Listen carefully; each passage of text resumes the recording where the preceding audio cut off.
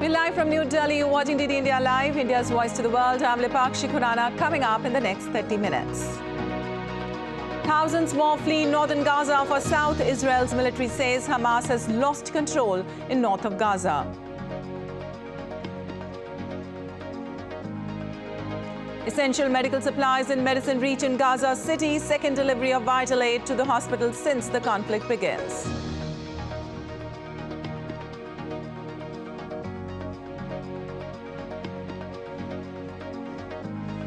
And Real Madrid beyond Munich, Inter Milan and Real Sociedad all qualified for the last 16 of the Champions League.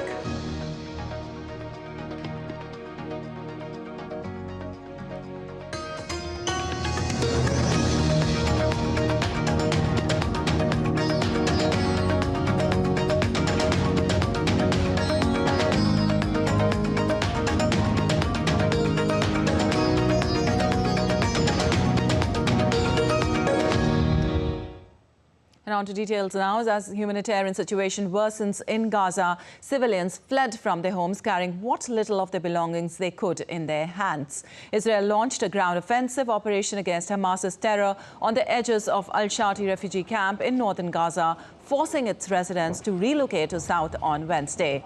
Furthermore, Palestinian media also reported clashes between terrorists and Israeli forces at the refugee camp in Gaza City.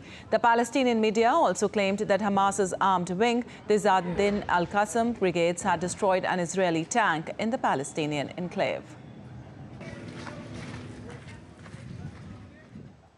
Well, Israel's military spokesperson, Rear Admiral Daniel Hagari, said that Hamas is losing its grip from northern Gaza as residents flee to the south. We saw 50,000 Gazans move from the northern Gaza Strip to the south. They are moving because they understand that Hamas has lost control in the north and that the south is safer. There is no ceasefire. We are at war with Hamas. The public under Hamas is fleeing south because they understand that Hamas is using them as human shields. There are humanitarian pauses. We are not at war with the population of Gaza. We are at war with Hamas, who is holding our people hostage. Also, Israeli Prime Minister Benjamin Netanyahu has dismissed false rumors after reports that a proposal to release 12 hostages in exchange for a 3-day humanitarian pause is under discussion. Talking to media, Netanyahu reiterated that there will be no ceasefire without the release of hostages. He also issued a rare condemnation of West Bank settler violence. Netanyahu emphasized that Jewish extremists who attack Palestinians in the West Bank represent only a small fraction of the overall Israeli population. There will be no ceasefire without the release of our hostages. Anything else is futile. There is a tiny handful of people who do not represent this public, who take the law into their own hands. We are not prepared to tolerate it. We are not about to accept it. We will act against it in every way. This causes serious international damage to the state of Israel, and it does not represent the public. I condemn it, and we will act against it. And I know I represent all the people sitting here, the heads of the settlements in Judea and Samaria, and the people who settle in Judea and Samaria. Thank you very much. And for more, we have been joined by correspondent Amritpal Singh from Tel Aviv. Well, Amrit, what do we make when Netanyahu says that the overall security situation in Gaza will remain under the Israelis? Does he mean some special kind of arrangement in the area, or what exactly he meant? Well, when Netanyahu says that the overall security situation post-Hamas will remain with the Israelis, he means that Israel will have its boots on the ground. Remember, post-2005, after September 2005, the then Israeli Prime Minister Ariel Sharon agreed to moving the Jewish settlements, 21 Jewish settlements out of Gaza. And the next year, in 2006, Hamas won the elections. So they were controlling Gaza both politically and militarily. except for the airspace and the naval space, the maritime space. Though electricity and water, etc., were still controlled by Israel because Israel was supplying it into Gaza. But now he means that the forces will stay. Probably there will be some kind of an arrangement where the Palestinians, basically the Al-Fatah, could be given the political responsibility in a limited sense. But Al-Fatah is not amenable to that right now, at least. When Anthony Blinken met Mahmoud Abbas in Ramallah, he had suggested a role for Al-Fatah there, but Al-Fatah clearly is not amenable to that. At the moment, it says it wants a 67 kind of situation and a two-state solution, which the Israelis agree to it. So surely, I think the military will stay. That's what he means, and also that is important because he doesn't want another, October 7th to happen. And also he realizes that Hamas fighters cannot be eliminated in one go. Well, as the Israel-Hamas conflict rages on, the Rafah border crossing between Gaza and Egypt remained closed on Wednesday. The U.S. officials informed media that the crossing was shut due to an unspecified security circumstance. They further said that they are in a continuous contact with the Egypt and Israel to get it reopened. The crossing acts as crucial opening to let aid in Gaza and evacuations of foreign passport holders amidst the ongoing conflict.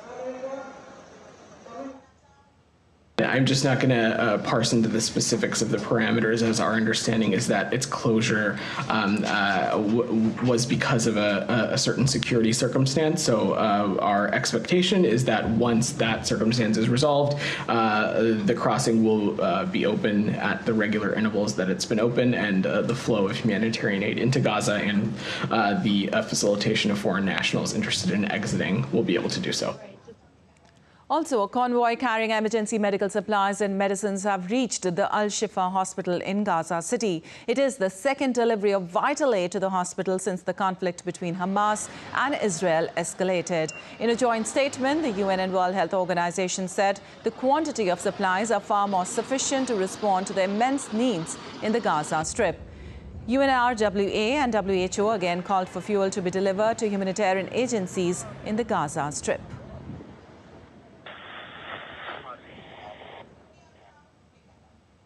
And Italy on Wednesday sent a hospital ship close to the coast of Gaza to help treat victims of the Israel-Hamas conflict. Italian Defense Minister said the ship left the Italian port with 170 staff, including 30 people trained for medical emergencies. Italy is among the G7 foreign ministers that urged for humanitarian pauses in the Israel-Hamas conflict in order to facilitate the entry of aid and the hostage-taking process.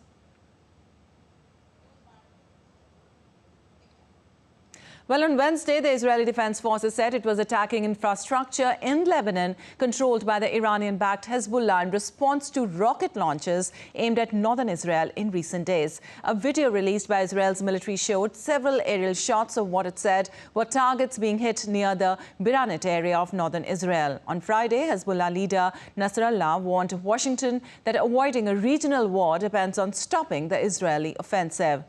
Since the 8th of October, Hezbollah has been exchanging fire with Israeli troops at the Lebanon border, the most significant escalation since a 2006 war. And members of international NGOs like Doctors Without Borders and Amnesty International were among the organizations that gathered near the Eiffel Tower in Paris on Wednesday to ask for a ceasefire in the Gaza Strip to stop civilian suffering. The words "ceasefire now" were projected on wall with the Eiffel Tower as a backdrop. Doctors in Gaza have reported that patients arriving to the hospitals are exhibiting symptoms of diseases brought on by overcrowding and inadequate sanitation. Moving on, Pentagon said that the United States conducted a second round of strikes against a weapons storage facility located in eastern Syria on Wednesday. The strikes came as tensions between the two countries continue to escalate, with at least 40 attacks on U.S. and coalition troops in both Iraq and Syria since the beginning of October.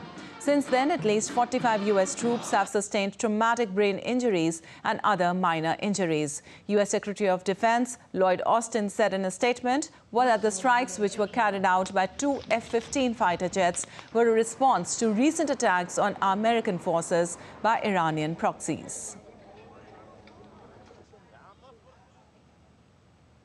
And updates now on Russia-Ukraine crisis. President Volodymyr Zelensky said Ukraine would still try to deliver battlefield results by the end of the year. He remained sure Kyiv would eventually have success in the war despite difficulties at the front. Acknowledging the slow progress of Kyiv's counter-offensive in the occupied south, Zelensky also touted a Ukrainian battlefield plan for 2024. Meanwhile, speaking on the support that the United States has provided to Ukraine, National Security Council spokesman John Kirby said the country has gone through 96% of the funds that it allocated for Ukraine. Of the total funds that have been provided to Ukraine since the beginning of the war, which is in excess of $60 billion, and that's not just security assistance, that's economic and financial assistance, humanitarian assistance. We've gone through about 96% of what's left, and greater than 90% of security assistance, replenishment funds, have been expended now. Well, a Russian missile damaged a Liberia-flagged civilian vessel entering a Black Sea port in Odessa region on Wednesday. The Ukrainian official said one person was killed, 3 crew members, citizens of the Philippines, and 1 port employee were injured in the attack. After pulling out of the UN brokered deal that guaranteed safe shipments of Ukrainian grain via the Black Sea, Russia has been repeatedly attacking Ukrainian port infrastructure. The vessel was supposed to transport iron ore to China. And Donald Trump's daughter has distanced herself from financial documents at the heart of a civil trial in New York. Ivanka Trump took the witness stand on Wednesday, facing questions about her work at the Trump Organization. The former president of the United States is accused of inflating his wealth to secure better loans from the banks. He denies any wrongdoing, calling the trial a scam. Sally Patterson reports for more. Ivanka Trump is the 4th member of her family to take the stand here in New York City. Her brothers, Eric Trump and Donald Trump Jr., faced questions of their own last week, where they basically said they left financial statements to their accountants. Ivanka repeated a similar narrative, saying she wasn't aware of having any role in preparing them. "I'm not an accountant," she told the court. Donald Trump's eldest daughter worked at the Trump Organization until 2017. Court filings claim that during her time there, Ivanka was involved in negotiating and securing financing for several properties. That includes a hotel in Washington, D.C. and golf resort near Miami. But many questions remain over emails and documents which date back more than a decade. Ivanka said she couldn't recall details within them. She was originally listed as a co-defendant in this case, but her lawyers successfully argued her involvement with the Trump Organization had passed the statute of limitations. But she was still brought in as a witness, despite trying to get out of doing so, and flew in to New York. Because she's not a defendant, though, no cameras were allowed inside the courtroom to take her picture before proceedings began. Despite attempts to distance herself from the case, prosecutors allege Ivanka was very much involved in the family company. Speaking outside the court, Attorney General Letitia James said the former president's daughter was inextricably tied to the company. Prosecutors claim the Trump Organization knowingly misled lenders, inflating Donald Trump's wealth to secure favorable loans. He's called the trial politically motivated and an attempt by his political opponents to keep him out of the White House. He could be forced to fork out millions of dollars in damages and be banned from doing business in his home state. Sally Patterson in New York, reporting for DD India. And now let's take a look at other stories making news across the world. UK's King Charles hosted a reception at Buckingham Palace in London to celebrate 60 years since the Disaster Emergencies Committee was established. Celebrities like Joanna Lumley, Adrian Lester and Tamsin Greig attended, along with British media figures like Jon Snow and Trevor McDonald. The event also featured representatives from the aid sector, including fundraisers and frontline workers. A fire at a chemical distribution plant near Shepherd, Texas, started after a forklift accident. The fire closed U.S. Highway 59 between Shepherd and Livingston, Texas. Rural Texas communities have been frequent sites of chemical plant explosions and fires, including fertilizer storage facility explosions in 2013 and Hurricane Harvey. Residents were advised to shelter in homes and businesses as crews extinguished burning chemicals. Hundreds of migrants have blocked a highway in Chiapas, Mexico, demanding free transit permits for their journey through the country. A caravan of migrants from Cuba, El Salvador, Guatemala, Haiti, Honduras and Venezuela, fleeing poverty and political instability, has arrived at the Cerro Gordo Customs inspection point, demanding documentation to reach the U.S. southern border. Thousands rallied on Wednesday outside Spanish Socialist Party headquarters in Madrid against proposed amnesty for those involved in Catalonia's independence bid. The amnesty law, a part of negotiations between the Socialist Party and Catalan separatist parties, has sparked widespread opposition and demonstration. And still to come on this edition of DD India Live. 5th annual US-India 2+2 ministerial dialogue to be held on 10th of November in Delhi. The event to be attended by US Secretary of State Antony Blinken and Defense Secretary Lloyd Austin. Anniversary of the Kartarpur corridor between India and Pakistan today. And we tell you how Ayodhya has been illuminated ahead of Hindu festival Diwali.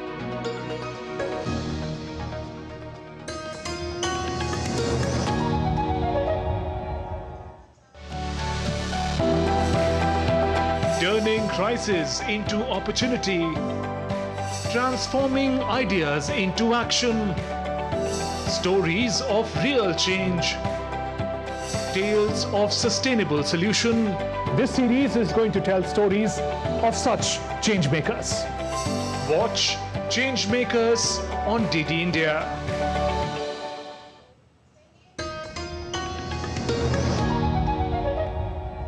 Welcome back. You're watching DD India Live. I'm Lipakshi Khurana. And moving on, the upcoming 5th annual US-India 2+2 ministerial dialogue in India's national capital, New Delhi, kickstarts on the 10th of November. The event will be attended by US Secretary of State Antony Blinken and Defense Secretary Lloyd Austin. The dialogue takes place amid ongoing international conflicts, Ukraine's Russia and Israel-Hamas, which has a bearing on strategic dynamics and global outlook of both nations. Besides, we get you more.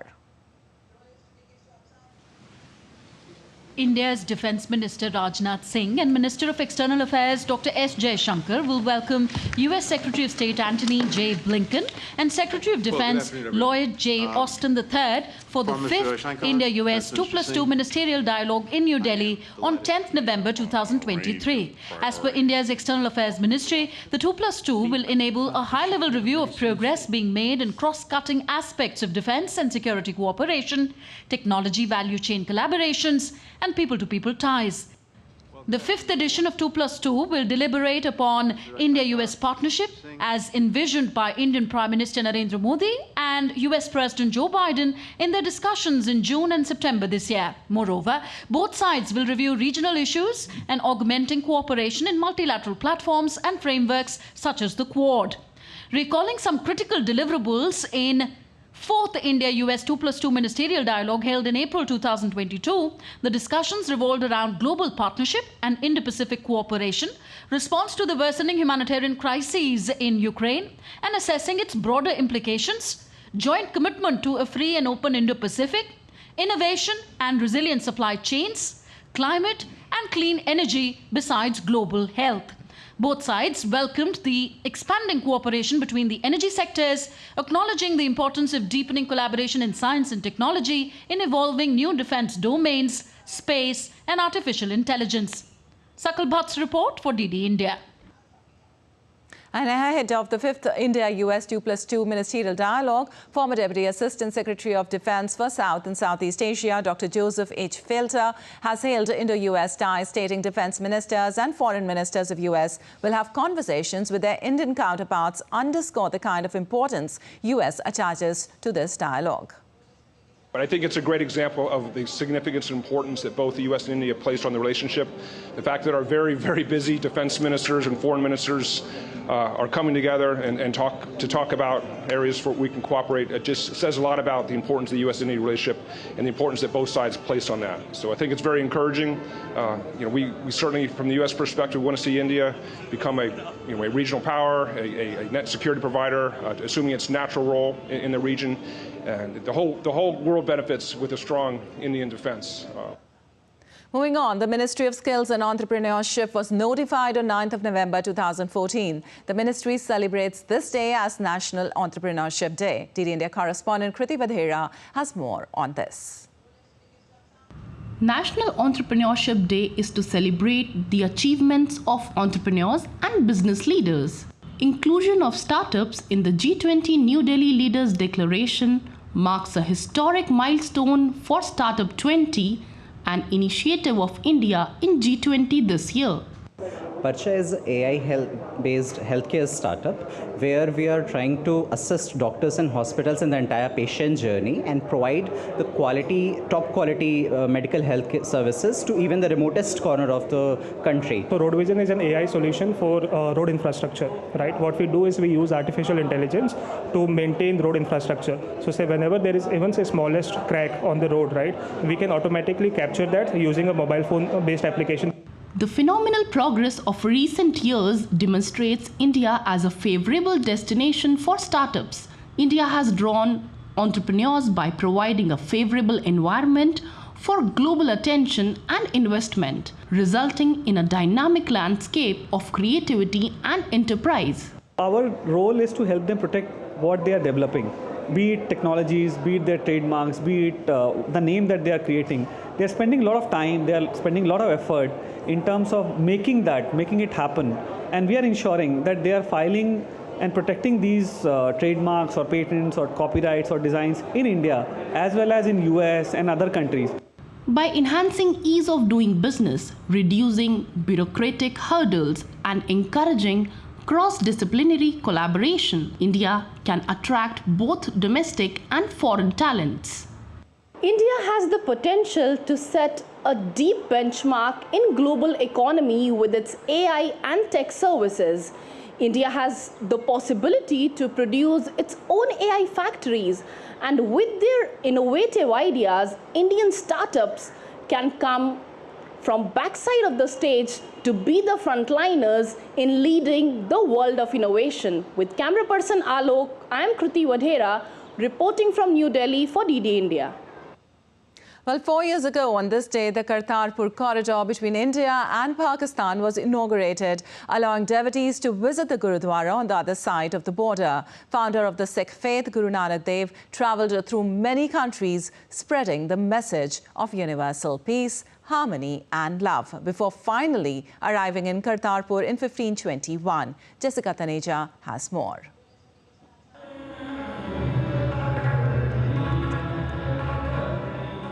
The founder of Sikhism, Guru Nanak Dev, spent the last 18 years of his life here in Pakistan's Kartarpur district.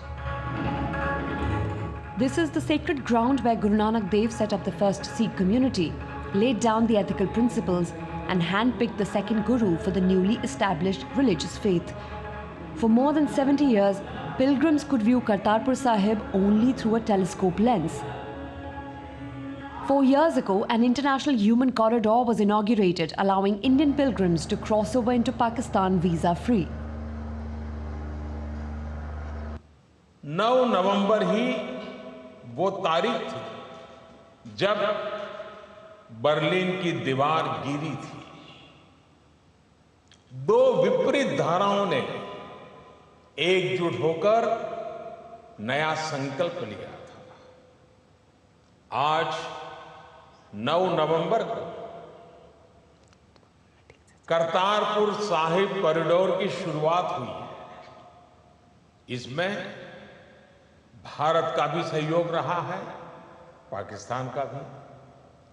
Despite decades of growing tensions between the two nations, this initiative sent out a message of peace, which would eventually lead to better ties in the future. Today, the Kartarpur Sahib corridor holds great significance, not just for Sikhs and Hindus, but also for Muslims who were equally devoted to Guru Nanak Dev. Jessica Taneja for DD India. And now let's take a look at other stories making news today. University Grants Commission has announced regulations for establishment and operation of campuses by foreign universities in India. According to the regulations, foreign universities can collaborate to set up campuses in India, provided they meet eligibility criteria individually. National Human Rights Commission Chairperson Justice Arun Mishra addressed the 14th International Conference of the National Human Rights Institutions at Copenhagen, Denmark. Speaking at the event, Justice Mishra stressed on cooperation to make societies more humane and civil to eradicate the menace of torture. In the Indian state of Jammu and Kashmir, the local police in Baramulla area has established Police Public Library to promote and support the educational activities. The move will help the students of far-flung areas and those hailing from underprivileged classes. Ayodhya city in Indian state of Uttar Pradesh is decked up for the upcoming Diwali festival. The preparations are in full swing to illuminate the ghats of Ayodhya by lighting 2.5 million earthen lamps and create a world record on this Diwali. The local volunteers have already placed the lamps at the 51 ghats near the Saryu River. Well, a grand Diwali celebration event was organized at Etisalat Academy in Dubai. The Friends of India hosted the event with name Deepavali Utsav 2023. The celebration drew an unprecedented crowd of 10,000 attendees, primarily families, all uniting under the theme of unity in diversity. The event featured live performances by renowned artists representing various languages, alongside traditional Indian games and folk dance performances from over 15 Indian states. The ceremony was graced by Bollywood actor John Abraham, the musical maestro Stephen Devesi, and many others. It's a festival of lights. And in sports, Real Madrid, Bayern Munich, Inter Milan and Real Sociedad all qualified for the last 16 of the Champions League. Real Madrid cruised past Sporting Braga at the Bernabeu to reach the last 16 of the Champions League. Harry Kane scored twice as Bayern Munich beat Galatasaray to reach the last 16 of the Champions League. A late penalty by Luato Martinez helped Inter Milan book their spot in the Champions League last 16. Real Sociedad edged closer to a place in the knockout stage of the Champions League with a comfortable 3-1 win over Benfica. Well, that's all for this edition of DD India Live. Well, let us know your thoughts on the news of the day. You can connect with us on Facebook X, formerly known as Twitter, and Instagram. We'll be back with more news as it breaks here on DD India. I'm Vipakshi Khurana from all of us here in Delhi. Thanks for watching DD India News Hour.